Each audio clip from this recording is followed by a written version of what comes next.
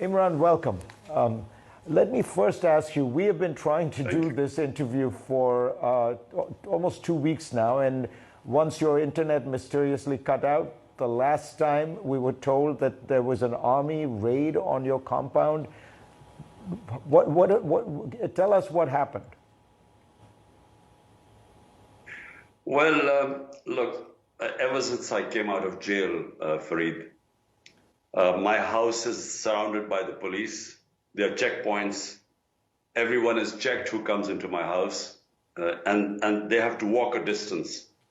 The main roads, connecting my house are blocked. And one evening when I was supposed to do your interview, I suddenly discovered that the government had announced there were 40 terrorists hiding in my house, and they were going to come, the police was going to come looking for them. So I opened my house for the media to come and see where these terrorists were. So that's what stopped the police raid. So unfortunately, it's an unpredictable time. So hence I couldn't do the interview before. Where do you think this goes? Do you worry that the elections which have been scheduled, which you are hoping to participate in, will not take place? Tell us looking forward, what do you see happening? Well, Fareed, my worry so far is about our democracy is being dismantled.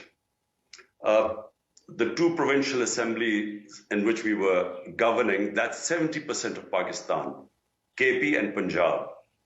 We dissolved our governments, and the constitution is clear, you have to have elections within 90 days.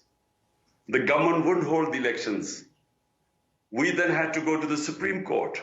Supreme Court ruled that the elections must be held within 90 days and gave the date of 14th May for the election of Punjab. The government refused. They violated the constitution and the orders of the Supreme Court. Now my worry is that even the national elections, which are scheduled for October, I'm worried that even they won't hold the elections unless and until they are clear that PTI, my party, won't win. Right now, our rating is above 70%. Out of 37 by-elections, we have swept 30. So they are petrified of elections. And because they are scared that PTI and I will be back into power, everything is being done to dismantle our democracy. So right now, as we speak, over 10,000 workers have been arrested. My entire senior leadership is in jail. Tuesday, I'm going to make an appearance for various bails in Islamabad. 80% chances are that I will be arrested. So right now, there's no rule of law. One of the judges cried while saying that he gave people bail and they were rearrested when they got out of the court. The Supreme Court Chief Justice, when he says elections are to be held on 14th of May, when his decisions are discarded. So we are heading towards law of the jungle. Might is right. Right now, there's no rule of law in this country. Stay with us. When we come back, I will ask Imran Khan. He has taken on the country's most powerful institution, the army. How will that tussle work out when we come back? Imran Khan, who is at the center of a political maelstrom in his country right now. Imran, you know how the story goes, that the army was happy to work with you in your first incarnation. In fact, they supported you, but then they found you uncontrollable, and they essentially engineered your ouster, and now you have taken them on openly. Are you doing that, and can you win a struggle against what is often called Pakistan's most powerful institution? You know that the way the saying goes that most countries have armies. In Pakistan, it is the army that has a country. Look, Fareed, how can you win by taking on your own army? Even if you win, it's a Pyrrhic victory. The country loses. Pakistan needs a powerful army. all you have to do is look around the Muslim world and just look at the devastation that is going on there. So I am a firm believer that the country needs a strong defense and needs to be able to defend itself as it did in the war on terror. Because, we got ourselves into a mess and 80,000 Pakistanis died and the army gave great sacrifices. The problem right now is, first, let me just correct you. I never had a problem with the army. I worked and knowing that they were entrenched. The army has been it's a fact of 75 years, the army has had, 3 times they have ruled directly through martial laws. Last 60 years, half has been ruled by the army and the half by the 2 families, Bhuttos and Sharifs. So I was working with them. I was working with General Bajwa.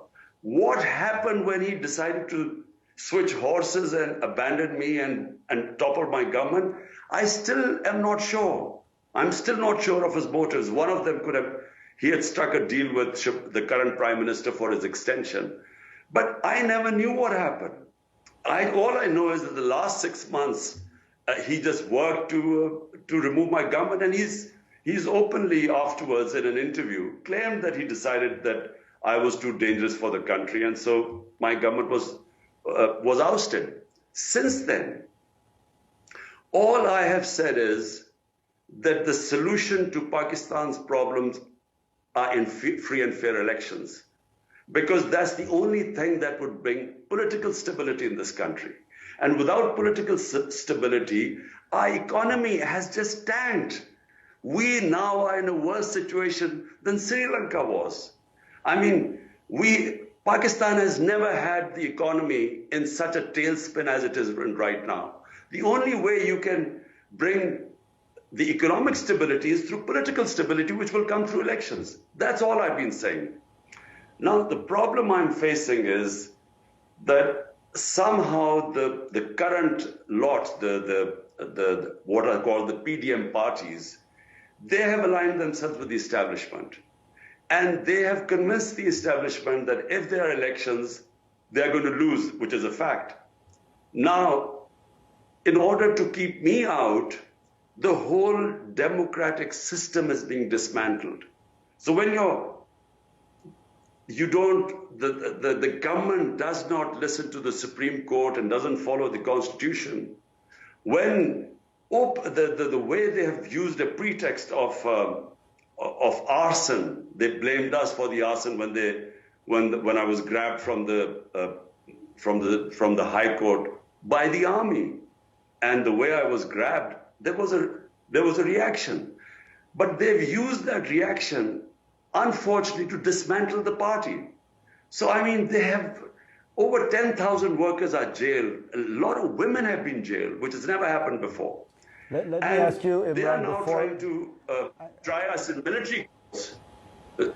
Just one word, sure. Fareed, they are now thinking of trying us in military courts. There also was an attempted assassination on you, Imran. Do you think that was directed by the army, and do you think you are safe now? Well, there was, in November 3, there was an assassination attempt, which had preempted, I had predicted, I had been warning that they're going to use this so-called religious fanatic who was going to, kill me. And then just like Salman Taseer, our governor, he was killed by a religious fanatic.